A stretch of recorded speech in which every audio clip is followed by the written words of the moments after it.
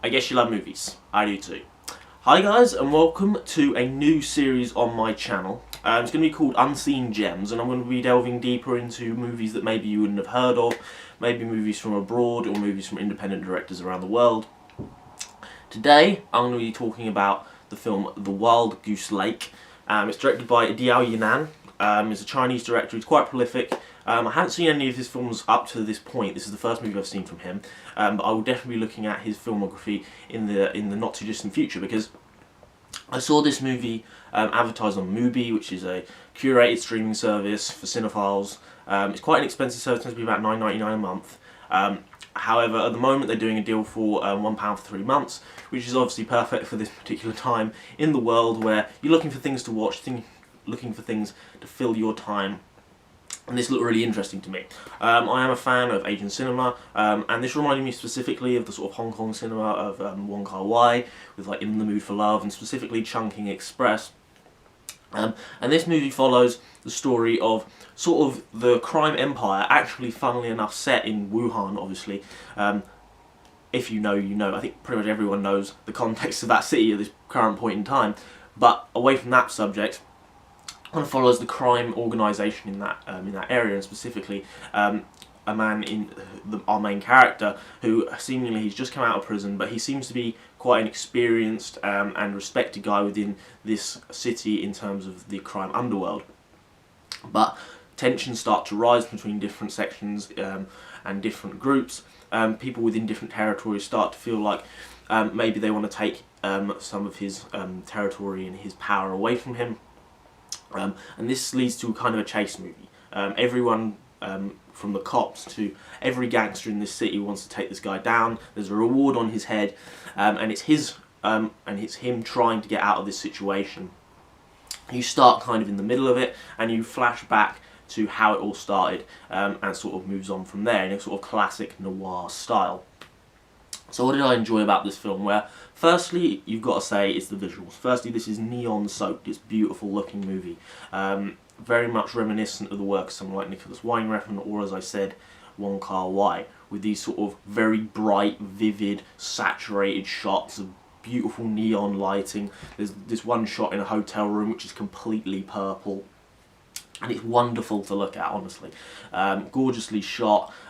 There's some brilliant sequences in this film. There's a specific sequence right in the middle where one of the characters in the movie, this woman who who runs the prostitution in a section of the city called the Wild Goose Lake, which is obviously the title of the film, which is a very sort of up for grabs area within the crime community. Nobody really controls it, and she is helping our main character to try and ferry his wife through some sort of enemy territory. There might be cops or other gangsters around, and they're trying to get her through there without harm. It's a very suspenseful sequence, and the camera work is fantastic within this scene. It builds great suspense, and I really enjoyed that scene specifically.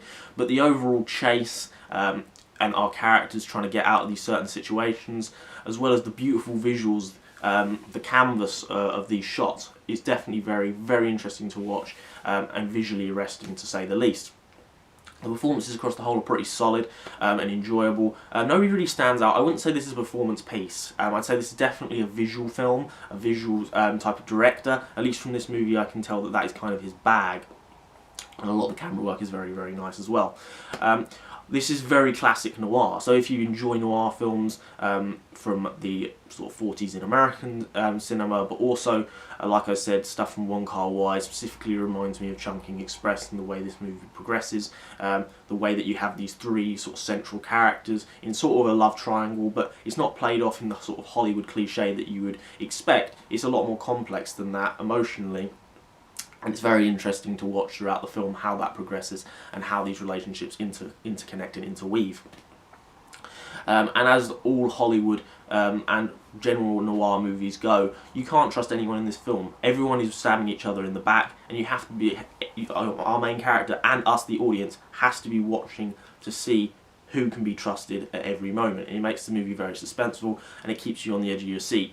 So if you're going into this movie maybe thinking that this isn't going to be for you, maybe you haven't really had much experience with foreign cinema before, there are definitely elements of more conventional Hollywood cinema that it follows, but also reinvents, and I enjoyed a lot of those elements within the film. if I was going to say if there was any negatives specifically, the only real thing I could say is this movie is quite style over substance, reminiscent of Riding Refn a little bit. I'd say that's the only real issue. It's quite... I struggled to connect completely with these characters. There's something that disconnects me. I feel like if I was completely invested with certain films by Wong Kar-wai, I'm completely invested in his characters, and I feel so emotionally attached to them. And there's a little bit of a shield in this film. I feel like I understand the emotions they're going through, but I'm not completely hooked into it. And I feel like if I was, then the experience would be a little bit more raw and a little bit more intense for me. I definitely enjoyed all the visuals of this film. I enjoyed the performances, even if some of the emotion was a little bit lost in translation for me.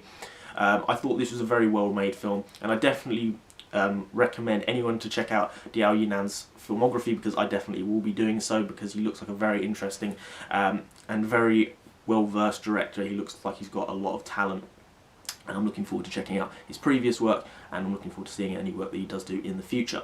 Overall, I'm going to give The Wild Goose Lake an 8 out of 10. So there you go, that is my first Unseen Gems video. Hopefully you enjoyed it. Let me know any movies that maybe you think are unseen gems in the comment section below. Many more of these reviews will be coming in future. Maybe Rafifi or The Conformist maybe next. There's also Harakiri by Kobayashi, which is also in the mind to do at a future date. So hopefully you enjoyed this video, and hopefully I'll see you next time. Goodbye.